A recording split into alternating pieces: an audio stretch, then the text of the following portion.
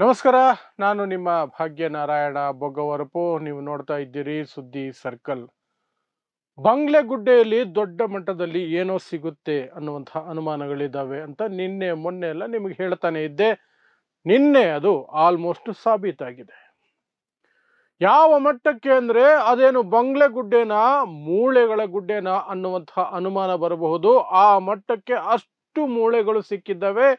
9 ಮನುಷ್ಯರ ಅವಶೇಷಗಳು ಸಿಕ್ಕಿದೆ ಅನ್ನುವಂತಹ ಮಾಹಿತಿ ಬರ್ತಾ ಇದೆ. 5 ಸ್ಪಾಟ್ಗಳಲ್ಲಿ, ಒಂದೇ ಗುಡ್ಡದಲ್ಲಿ 5 ಸ್ಪಾಟ್ಗಳಲ್ಲಿ 9 ಮಾನವ ಅವಶೇಷಗಳು ಸಿಕ್ಕಿರುವ ಸಾಧ್ಯತೆಗಳಿದ್ದಾವೆ. ಆ ರೀತಿಯಾದಂತಹ ಮಾಹಿತಿ ಬರ್ತಾ ಇದೆ. 100ಕ್ಕೂ ಹೆಚ್ಚು ಮೂಳೆಗಳು ಸಿಕ್ಕಿದೆ ಅನ್ನುವಂತಹ ಮಾಹಿತಿ ಬರ್ತಾ ಇದೆ. SIT ಅವರು ಕನ್ಫರ್ಮ್ ಮಾಡಿಲ್ಲ, ಆದರೆ SIT ಅವರು ಚೀಲಗಳಲ್ಲಿ ತುಂಬಿಕೊಂಡು ಹೋಗ್ತಿರುವಂತಹ ಫೋಟೋಗಳು ಸಾಕಷ್ಟು ಬಂದಿದ್ದಾವೆ. ಒಂದಷ್ಟು ಫೋಟೋಗಳು ಮೂಳೆಗಳದ್ದು ಬಂದಿದೆ. ಅದರ ಅಧಿಕೃತತೆಯನ್ನ ನಾನು ಇಲ್ಲಿ ಖಚಿತಪಡಿಸೋದಕ್ಕೆ ಸಾಧ್ಯ ಇಲ್ಲ, ಆದರೆ ಅಲ್ಲಿ ಮೂಳೆಗಳು ಸಿಕ್ಕಿದೆ ಅನ್ನುವುದು ಮಾತ್ರ ಆಲ್ಮೋಸ್ಟ್ ಖಚಿತವಾದಂತಹ ಮಾಹಿತಿ ಬರ್ತಾ ಇದೆ.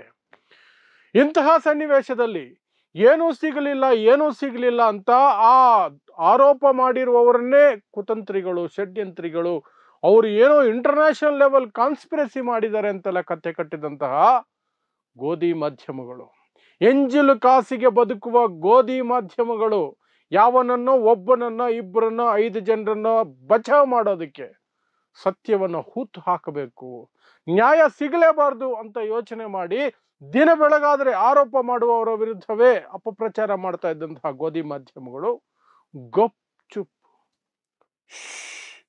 ಸದ್ದೇ ಇಲ್ಲ ಕಣ್ರಿ. ಆಲ್ಮೋಸ್ಟ್ ಶೋಕಾಚರಣೆಗೆ ಹೋಗ್ಬಿಟ್ಟಿದ್ದಾರೆ. ಯಾವ ರೀತಿ ಕೊಡ್ತಿದ್ದಾರೆ ಸುದ್ದಿ ಏನಂದ್ರೆ, ಅವ್ರ ಮನೆಯಲ್ಲಿ ಯಾರೋ ತೀರು ಹೋಗಿದ್ದಾರೆ ಅನ್ನುವ ಮಟ್ಟಕ್ಕೆ ಅವರ ಮುಖಗಳು ಬಾಡಿಸ್ಕೊಂಡು ಆಗಬಾರದಾಗ್ಬಿಟ್ಟಿದೆ. ನಿನ್ನು ನಮ್ಮ ದಣಿಗಳನ್ನ ಹೇಗೆ ಕಾಪಾಡಬೇಕು, ಇನ್ನು ಎಂಜಿಲು ಕಾಸಿಗೆ ನಮಗೆ ಏನಾದರೂ ಗತಿ ಇಲ್ಲದೆ ಹೋದ್ರೆ ಏನು ಮಾಡೋದು, ಈ ಒಂದು ಆತಂಕ ಅವರ ಮುಖದಲ್ಲಿ ಎದ್ದು ಕಾಣ್ತಾ ಇದೆ. ಸೊ ಏನೆಲ್ಲ ನಡೀತು ನಿನ್ನೆ ಬಂಗ್ಲೆಗುಡ್ಡದಲ್ಲಿ, ಅದಕ್ಕಿಂತ ಮೊದಲು ಏನಾಯ್ತು ಸಂಕ್ಷಿಪ್ತವಾಗಿ ತಿಳಿಸ್ಬಿಡ್ತೀನಿ. ಇದ್ದಕ್ಕಿದ್ದ ಹಾಗೆ ಒಬ್ಬ ಮನುಷ್ಯ ಬಂದು, ಈಗ ಗೊತ್ತಾಗಿರೋದು ಅತ್ತ ಚಿನ್ನಯ್ಯ ಅಂತ, ಪೊಲೀಸ್ ಸ್ಟೇಷನ್ಗೆ ಒಂದು ಬುರುಡೆ ಸಮೇತ ಬಂದು, ನಾನು ಇಂತಹ ಸಾಕಷ್ಟು ಹೆಣಗಳನ್ನು ಹೂತು ಹಾಕಿದ್ದೀನಿ, ಅವರು ಹೇಳಿದ್ದಕ್ಕೆ ಹೂತು ಹಾಕಿದ್ದೀನಿ, ಬನ್ನಿ ನನ್ನ ಜೊತೆ ನಿಮ್ಗೆ ಎಲ್ಲವನ್ನು ಸಹ ತೋರಿಸ್ತೀನಿ ಅಂತ ಅಂದ. ಸರ್ಕಾರ ವಿಧಿ ಇಲ್ಲದೆ SIT ಮಾಡ್ತು. SIT ಮಾಡಿದ ನಂತರ ಧರ್ಮಸ್ಥಳ ಗ್ರಾಮದ ಸುತ್ತಮುತ್ತ ಎಲ್ಲ ಕಡೆ ಆ ವ್ಯಕ್ತಿ ಚಿನ್ನಯ್ಯ ಕರ್ಕೊಂಡೋಗಿದ್ದ ಎಲ್ಲ ಕಡೆನೂ SIT ಅವರು ಉತ್ಖನನ ಮಾಡಿದ್ರು. ಒಂದಷ್ಟು ಆರಂಭದಲ್ಲಿ ಗುರುತು ಮಾಡದ ಸ್ಥಳಗಳಲ್ಲೂ ಮಾಡಿದ್ರು. ಅದರಲ್ಲಿ ಬಂಗ್ಲೆಗುಡ್ಡೆ ಸಹ ಒಂದಾಗಿತ್ತು. ಅಲ್ಲಿಯೂ ಸಹ ಒಂದಷ್ಟು ಮೂಳೆಗಳು ಸಿಕ್ತು. ಎಂಡ್ ಆಫ್ ದಿ ಡೇ ಸದನದಲ್ಲಿ ಪರಮೇಶ್ವರ್ ಹೇಳಿದ್ರು ಏನೇನ್ ಸಿಕ್ಕಿದೆ ಇಲ್ಲಿಯವರೆಗೆ ಅಂತ. ಸದನದಲ್ಲಿ ಅವರು ಹೇಳಿದ್ದು, ಒಂದು ಕಡೆ ಮೂಳೆಗಳು ಸಿಕ್ಕಿದೆ, ಇನ್ನೊಂದು ಕಡೆ ಅಸ್ಥಿಪಂಜರನೇ ಸಿಕ್ಕಿದೆ ಪೂರ್ತಿಯಾಗಿ. ಅದಕ್ಕೆ ಗೋಧಿ ಮಾಧ್ಯಮಗಳು ಕುಣಿದಾಡ್ಬಿಟ್ವು. ನೋಡಿದ್ರ ಏನು ಸಿಗ್ಲಿಲ್ಲ. ಅಯ್ಯೋ, 1-2 ಕಡೆ ಸಿಗ್ತಾವ್ರಿ, ಅಷ್ಟು ದೊಡ್ಡ ಊರು, ಅಲ್ಲಿ ಬಂದು ಆತ್ಮಹತ್ಯೆ ಮಾಡ್ಕೊಳ್ತಾರೆ, ಪವಿತ್ರ ಕ್ಷೇತ್ರ ಅಂತ ಆತ್ಮಹತ್ಯೆ ಮಾಡ್ಕೊಂಡ್ಬಿಡ್ತಾರೆ, ಇಲ್ಲ ನದಿ ನೇತ್ರಾವತಿ ನದಿಯಲ್ಲಿ ತೇಲ್ಕೊಂಡು ಹೆಣಗಳು ಬಂದು ಅಲ್ಲಿ ಬಿದ್ದೋಗ್ಬಿಟ್ಟಿರ್ತವೆ, ಏನೇನೋ ಆಗಿರುತ್ತ್ರಿ. 2 ಸಿಗೋದೆಲ್ಲ ದೊಡ್ಡ ವಿಚಾರನ? ಈ ಆರೋಪ ಮಾಡ್ತಿರೋರೇ ಷಡ್ಯಂತ್ರಿಗಳು. ಅವರು ಇಂಟರ್ನ್ಯಾಷನಲ್ ಕಾನ್ಸ್ಪಿರಸಿಯ ಭಾಗವಾಗಿ ಧರ್ಮಸ್ಥಳದ ಕ್ಷೇತ್ರಕ್ಕೆ ಕೆಟ್ಟ ಹೆಸರು ತರೋದಕ್ಕೆ, ಹಿಂದೂ ಧರ್ಮದ ವಿರುದ್ಧ ಷಡ್ಯಂತ್ರ ಮಾಡಿ ಫಾರಿನ್ ಫಂಡ್ ಪಡ್ಕೊಂಡು ಈ ಷಡ್ಯಂತ್ರವನ್ನು ಮಾಡಿದ್ದಾರೆ. ಆರೋಪ ಮಾಡಿರೋರು ಎಲ್ರನ್ನೂ ಒದ್ದು ಒಳಗಾಕಿ, ವಿಡಿಯೋ ಮಾಡಿರೋರ್ನ ಎಲ್ರನ್ನೂ ಒದ್ದು ಒಳಗಾಕಿ, ಅವರೆಲ್ಲರೂ ಕಳ್ರೇನೆ ಈ ರೀತಿ ಹೇಳ್ಕೊಂಡು ಇನ್ನೊಂದಷ್ಟು ಎಂಜಿಲ್ ಕಾಸು ಎಕ್ಸ್ಟ್ರಾ ಹಾಕಿಸ್ಕೊಂಡಿದ್ರು. ಆದ್ರೆ ಅವ್ರ ಗ್ರಹಚಾರ ಕೆಡ್ತು.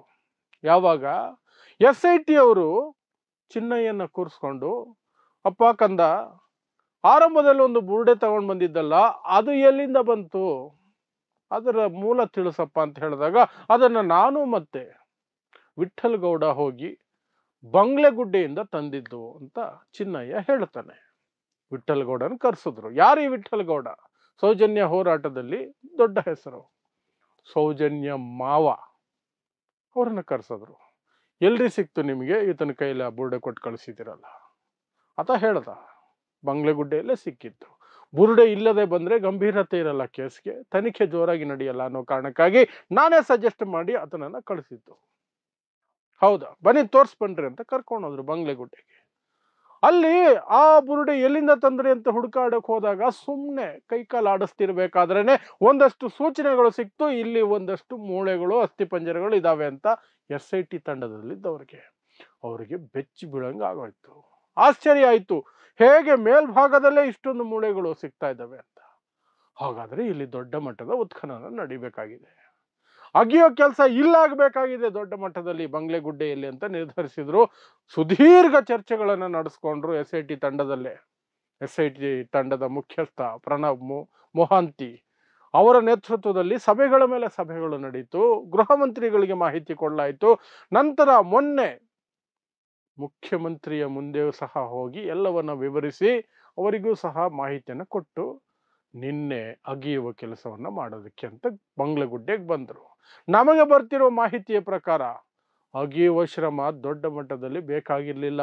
ಮೇಲ್ಮೇಲೆ ಸ್ವಲ್ಪ ಕೆದಕರೆ ಸಾಕು, ಸ್ವಲ್ಪ ತೋಡಿದ್ರೆ ಸಾಕು, ಮೂಳೆಗಳು ಎದ್ದು ಸಾಕ್ಷಿಗಳಾಗಿ ಹೊರಗಡೆ ಬರ್ತಿದ್ದಾವೆ. ಈಗ ನಾವಿಲ್ಲಿದ್ದೀವಿ ಸಾಕ್ಷಿಗಳು ಅಂತ ಎದ್ದು ಬರ್ತಿದ್ದಾವೆ. ಆ ರೀತಿಯಲ್ಲಿ ಸಿಕ್ಕಿದಾವಂತೆ 5 ಸ್ಪಾಟ್ಗಳಲ್ಲಿ, ಬಂಗ್ಲೆಗುಡ್ಡೆ ಒಂದೇ ಗುಡ್ಡದಲ್ಲಿ 5 ಸ್ಪಾಟ್ಗಳಲ್ಲಿ 9 ಮಾನವ ಅವಶೇಷಗಳು ಸಿಕ್ಕಿದೆ ಅನ್ನುವಂತಹ ಮಾಹಿತಿ ನಮಗೆ ಬರ್ತಾ ಇದೆ. 105 ಮೂಳೆಗಳು ಸಿಕ್ಕಿದಾವೆ ಅನ್ನುವಂತಹ ಮಾಹಿತಿನೂ ಬರ್ತಾ ಇದೆ. ಈಗ ಏನೂ ಸಿಕ್ಕಿಲ್ಲ, ಇದೆಲ್ಲ ಸುಳ್ಳು ಷಡ್ಯಂತ್ರ ಅಂತ ಬೊಗಳ್ತಾ ಇದ್ದಂತಹ ಎಂಜಿಲು ಕಾಸಿನ ಮಾಧ್ಯಮಗಳು ಏನು ಹೇಳ್ತಾರೆ ಅಂತ ಕಾಯ್ತಿದ್ದೆ. ಯಾರು ಸತ್ಯದ ಪರ ನಿಲ್ಲೋದಕ್ಕೆ ಈಗಲೂ ಸಹ ಸಿದ್ಧ ಇಲ್ಲ. ಸತ್ಯದ ಪರ ಬೇಕಾಗಿಲ್ಲ ರೀ, ಏನೋ ಸಿಗ್ತಾ ಇದೆಯಲ್ಲ, ಹಾಗಾದ್ರೆ ಏನೋ ನಡೆದಿರಬಹುದು, ಅದನ್ನ ಸರಿಯಾಗಿ ತನಿಖೆ ಮಾಡಿ ತಪ್ಪಿತಸ್ಥರು ಯಾರಾದರೂ ಇದ್ದರೆ ಯಾರೇ ಆಗಿರ್ಲಿ ಶಿಕ್ಷೆ ಆಗಲಿ ಅನ್ನೋ ಮಾತು ಸಹ ಈ ಮಾಧ್ಯಮಗಳ ಬಾಯಲ್ಲಿ ಬರ್ತಿಲ್ಲ. ಆ ಮಾಧ್ಯಮಗಳ ಜೊತೆಯಲ್ಲಿ ಎಕ್ಸ್ಟ್ರಾ ಎಂಜಿಲ್ ಕಾಸಿಗೆ ಅಂತ ಆಸೆ ಪಟ್ಕೊಂಡು ಬೊಗಳ್ತಾ ಇದ್ದಂತಹ ಇನ್ನೊಂದಷ್ಟು ಜನ ಇದ್ರಲ್ಲ, ಅದೆಂಥದ್ದು ಕಿರಿಕಂತೆ ಗಿಳಿಯಂತೆ, ಆ ಬಾಯಿಗಳಿಗೂ ಬೀಗ. ಇದು ಸದ್ಯದ ಪರಿಸ್ಥಿತಿ ಧರ್ಮಸ್ಥಳದಲ್ಲಿ SIT ಈಗ ಆಗಿರುವಂತಹ ಬೆಳವಣಿಗೆ. ಮುಂದೆ ಏನು ಮಾಡ್ತಾರೆ SIT? ಈ ಮೂಳೆಗಳನ್ನ ಪರೀಕ್ಷೆ ಕಳಿಸ್ತಾರೆ FSLಗೆ, ಅಲ್ಲಿಂದ ಮಾಹಿತಿ ಬಂದೇ ಬರುತ್ತೆ. ಅದರಲ್ಲಿ ಮಕ್ಕಳ ಮೂಳೆಗಳು ಇದೆ ಅಂತ ಹೇಳಲಾಗ್ತಿದೆ, ವಾಮಾಚಾರ ಮಾಡಿರುವಂತಹ ಸುಳುಹು ಸಿಗ್ತಾ ಇದೆ ಅಂತ ಹೇಳಲಾಗ್ತಿದೆ. ಸೊ ಹಾಗಾದ್ರೆ ಏನು ಆ ಸ್ಪಾಟು, ಯಾಕೆ ಅಷ್ಟೊಂದು ಮೂಳೆಗಳು ಸಿಗ್ತಿದ್ದಾವೆ? ಯಾರು ಏನ್ ಮಾಡ್ತಿದ್ರು? ಸರಿ, ಯಾರೋ ಏನೋ ಮಾಡಿದ್ರು ಅಂತ ತಿಳಿಸ್ಬಿಡೋದಕ್ಕೆ ಗೋಧಿ ಮಾಧ್ಯಮಕ್ಕೆ ಈಗ ಸಾಧ್ಯ ಇಲ್ಲ. ಯಾಕೆಂದ್ರೆ ಆ ಇಡೀ ಪ್ರದೇಶದಲ್ಲಿ ಒಂದು ಹುಲ್ಲು ಕಡ್ಡಿ ಅಲ್ಲಾಡಬೇಕಂದ್ರೂ ಸಹ ಯಾರ್ದೋ ಒಬ್ರದ್ದು ಅಪ್ಪಣೆ ಬೇಕು. ಹಾಗಾದ್ರೆ ಅಷ್ಟೊಂದು ಹೆಣಗಳು ಒಂದೇ ಜಾಗದಲ್ಲಿ ಬೀಳೋ ರೀತಿಯಲ್ಲಿ ಇದ್ದಾಗ, ಅದು ಕೊಲೆ ಆಗಿರ್ಬೋದು, ಆತ್ಮಹತ್ಯೆ ಆಗಿರಬಹುದು, ವಾಮಾಚಾರ ಆಗಿರ್ಬೋದು, ತೇಲ್ಕೊಂಡು ಬಂದಿದ್ದೋ ಉದುರ್ಕೊಂಡು ಬಂದಿದ್ದೋ ಯಾವುದೋ ಒಂದು ಮೂಲ ಇರ್ಲಿರಿ, ಆದ್ರೆ ಅಲ್ಲಿ ನಡೆದಿದೆ, ಅಷ್ಟೊಂದು ಸಿಗ್ತಾ ಇದೆ, ಅಷ್ಟೊಂದು ಬೀಳ್ತಾ ಇದೆ, ಹೆಣಗಳು ಶೇಖರಣೆ ಆಗ್ತಾ ಇದೆ ಅಂದಾಗ ಹುಲ್ಲು ಕಡ್ಡಿನೂ ಅಲ್ಲಾಡಿದ್ರು ಸಹ ಆತನ ಅಪ್ಪಣೆ ಬೇಕು ಅನ್ನುವಂತಹ ವ್ಯಕ್ತಿಗೆ ಅದು ಗೊತ್ತಾಗ್ತಿರ್ಲಿಲ್ವಾ? ಮಾಹಿತಿ ಇರ್ಲಿಲ್ವಾ? ಇದ್ರು ಸುಮ್ಮನೆ ಇದ್ರೆ ಯಾಕೆ? ಯಾವ ಕಾರಣಕ್ಕೆ? ಏನು ಲಿಂಕು? ಎಲ್ಲವೂ ಈಗ ಹೊರಗಡೆ ಬರಲೇಬೇಕಾಗತ್ತೆ. ಪಾಪ ಎಂಜಿಲು ಕಾಸಿನ ಮಾಧ್ಯಮಗಳು ಈ ಬಂದಿತನ, ಆ ಕಡೆ ಹೋದರೆ ಒಂದು ಸಮಸ್ಯೆ, ಈ ಕಡೆ ಬಂದ್ರೆ ಒಂದು ಸಮಸ್ಯೆ. ಅದೇನೇ ಇರಲಿ, SIT ಸರಿಯಾದ ಮಾರ್ಗದಲ್ಲಿ ಹೋಗ್ತಾ ಇದೆ. ಇಷ್ಟು ದೊಡ್ಡ ಮಟ್ಟದಲ್ಲಿ ಮೂಳೆಗಳು ಸಿಕ್ಕಿರೋದು, ಅವಶೇಷಗಳು ಸಿಕ್ಕಿರೋದು, ನ್ಯಾಯ ಸಿಗುತ್ತೆ ಅಂತ ಕಾಯ್ಕೊಂಡಿರುವಂತಹ ನೂರಾರು ಜನಕ್ಕೆ ಒಂದು ಸ್ವಲ್ಪ ಬೆಳಕನ್ನ ಚೆಲ್ತಾ ಇದೆ. ಎಲ್ಲ ಒಂದು ಹೋಪ್, ಒಂದು ಭರವಸೆ ಬೆಳಕು ಅಂತಾರಲ್ಲ, ಅದು ಬರ್ತಾ ಇದೆ. ಬರ್ಲಿ, SIT ಇದೇ ರೀತಿ ನಿಷ್ಪಕ್ಷಪಾತವಾಗಿ ಯಾರೇ ತಪ್ಪು ಮಾಡಿರ್ಲಿ ಅವ್ರಿಗೆ ಶಿಕ್ಷೆ ಕೊಡಿಸ್ಲಿ. ಇಲ್ಲ ಇವರೆಲ್ಲ ಹೇಳೋ ರೀತಿಯಲ್ಲಿ ಆರೋಪ ಮಾಡಿರೋರೆ ಷಡ್ಯಂತ್ರ ಮಾಡಿದ್ರೆ ಅವ್ರಿಗಾದ್ರೂ ಶಿಕ್ಷೆ ಆಗ್ಲಿ, ಅದಾದ್ರೂ ಪ್ರೂವ್ ಆಗ್ಲಿ. ಆದ್ರೆ ಯಾವುದೇ ಕಾರಣಕ್ಕೂ ಸಹ ಅಲ್ಲಿ ಏನೂ ಇಲ್ಲ, ಏನೂ ನಡೆದೇ ಇಲ್ಲ, SIT ನಿಂತೋಗಬೇಕು, ಕ್ಲೀನ್ ಚಿಟ್ ಕೊಡಬೇಕು ಅಂತ ವಾದಿಸುವಂತಹ ಮಾಧ್ಯಮದವರು ಪ್ಲಸ್ ಒಂದಷ್ಟು ಬಾಡಿಗೆ ಭಾಷಣಕಾರರಿದ್ದಾರಲ್ಲ, ಅವರನ್ನು ಮಾತ್ರ SIT ಮೊದಲಿಗೆ ತಮ್ಮ ಕಸ್ಟಡಿಗೆ ತೆಗೆದುಕೊಳ್ಬೇಕು. ಆಗಲೇ ಸಮಾಜದಲ್ಲಿ ಸುಳ್ಳು ಹರಡೋದು ನಿಂತು ಹೋಗುತ್ತೆ. SIT ತನ್ನ ತನಿಖೆಯನ್ನು ಸರಿಯಾಗಿ ಮಾಡಿಕೊಂಡು ಹೋಗ್ಬೋದು. ಅಂತ್ಯದಲ್ಲಿ ಯಾರು ತಪ್ಪು ಮಾಡಿದ್ರು ಅವರಿಗೆ ಶಿಕ್ಷೆ ಕೊಡಿಸ್ಬೋದು. ಇದು ಈಗ ಆಗಬೇಕಾಗಿರುವಂತಹ ತುರ್ತಾದ ಕೆಲಸ. ನೋಡೋಣ SIT ಯಾವ ದಿಕ್ಕಿನಲ್ಲಿ ಇದನ್ನು ತಗೊಂಡು ಹೋಗುತ್ತೆ. ಇಷ್ಟೆಲ್ಲ ಸಿಕ್ಕಿದ ಮೇಲೆ ನೆಕ್ಸ್ಟ್ ಸ್ಟೆಪ್ ಏನಾಗುತ್ತೆ? ಇನ್ನಷ್ಟು ಅಗಿತಾರ, ಇನ್ನಷ್ಟು ಉತ್ಖನನ ನಡೆಸ್ತಾರ, ಅಥವಾ ಸಿಕ್ಕಿರೋದರ ಜೊತೆಯಲ್ಲಿ ಬೇರೆ ಜಾಗಗಳಿಗೂ ಸಹ ಲಿಂಕ್ ಮಾಡ್ಕೊಂಡು ಮುಂದಕ್ಕೆ ಹೋಗ್ತಾರ, ಹಿಂದಕ್ಕೆ ಹೋಗ್ತಾರೆ, ಏನು ಮಾಡ್ತಾರೆ ಅನ್ನೋದು ಮಾತ್ರ ಕುತೂಹಲ ಮೂಡಿಸಿದೆ. ಒಟ್ಟಿನಲ್ಲಿ SITಗೆ ನಿನ್ನೆ ಬಹಳ ಮುಖ್ಯವಾದ ದಿನ, ಬಹಳ ಮುಖ್ಯವಾದ ದಿನ. ಮತ್ತು ಧರ್ಮಸ್ಥಳದಲ್ಲಿ, ಆ ಗ್ರಾಮದಲ್ಲಿ, ಅಲ್ಲಿಗೆ ಹೋದವರಲ್ಲಿ ಮಿಸ್ಸಿಂಗ್ ಆದವರು, ಕೊಲೆಯಾದವರು, ತಪ್ಪಿಸ್ಕೊಂಡವರು, ಅವರ ಕುಟುಂಬ ವರ್ಗಗಳಿದಾರಲ್ಲ, ಅವರಿಗೆಲ್ಲ ನಿನ್ನೆ ಒಂದು ರೀತಿಯಾಗಿ ಸಮಾಧಾನದ ದಿನ. ಏನೋ ಒಂದು ಆಗತ್ತೆ, ನ್ಯಾಯ ಸಿಗತ್ತೆ ಅನ್ನುವಂತಹ ಒಂದು ದಿನ. ನೋಡೋಣ ಏನೇನಾಗತ್ತೆ ಅಂತ. ಎನಿ ಡೆವಲಪ್ಮೆಂಟ್ ನಿಮ್ಮ ಮುಂದೆ ಇಡುವಂತಹ ಪ್ರಯತ್ನವನ್ನು ನಿರಂತರವಾಗಿ ಮಾಡ್ತಾನೆ ಇರ್ತೀನಿ. ಸೊ ಇಂತಹದ್ದೇ ವಿಶೇಷ ವರದಿಗಳಿಗಾಗಿ ನೋಡ್ತಾ ಇರಿ ಸುದ್ದಿ ಸರ್ಕಲ್. ನಾನು ನಿಮ್ಮ ಭಾಗ್ಯನಾರಾಯಣ ಬೊಗ್ಗವರಪು.